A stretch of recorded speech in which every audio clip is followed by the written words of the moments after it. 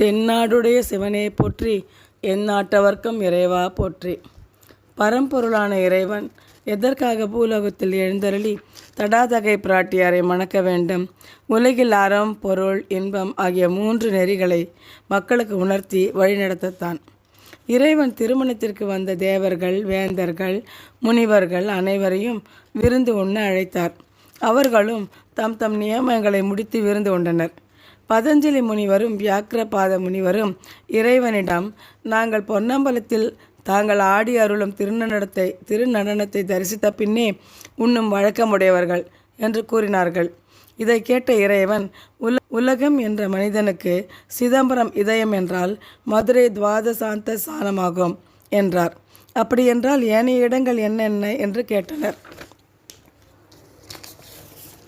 அதற்கு இறைவன், திருவாரூர் மூலாதாரம், திருவானைக்காவல் சுவாதிஷ்டானம், திருவண்ணாமலை மணிப்பூரகம், சிதம்பரம் அநாகதம், காளஹஸ்தி விசுக்தி, காசி ஆக்ஞா, கைலை பிரம்மேந்திரம் என்றார்.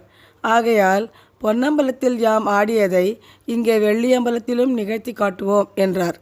அங்கே தோன்றிய மாணிக்க பீடத்தின் மேல் நின்று நந்தி மேளம் கொட்ட, தும்புரு நாரதர் பாட, கலைமகள் ஸ்ருதி கூட்ட, பிரம்மா யாழ் மீட்ட ஆடினர். மேலும் வலது கையில் உடுக்கை, இடது கையில் தீச்சுவாலையும் காணப்பட்டது. அவரது இடது கை பாதத்தை காட்டியவாறும் வலது கை அடைக்கலம் தந்தவாறும் இருந்தது. கூந்தலும் ஆடைகளும் காற்றில் அசைந்தாட ஆடி அருளினார். இவரின் ஆடலை விஞ்ஞானிகள் காஸ்மிக் டான்ஸ் என்றும் லைஃப் ஃபோர்ஸ் என்றும் கூறுகிறார்கள். இந்த நடனத்தில் இறைவனின் 5 தொழில்களான படைத்தல், காத்தல், அழித்தல், மறைத்தல், அருளுதல் போன்றவற்றையும் நாம் காண்கிறோம். காலின் அடியில் உள்ள முயலகன் உருவம் அறியாமையை உணர்த்துகிறது.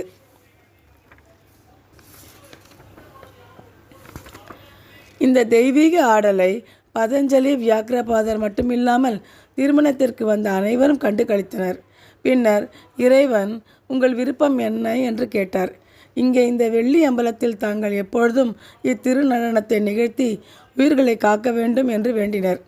இறைவனும் அவ்வாறே ஆகட்டும் என வரமளித்தார். வாழ்க்கை வாழ்வதற்கே நாம் ஆனந்தமாக வாழ வேண்டும் என்று மறைமுகமாக இறைவன் உணர்த்துகிறானோ?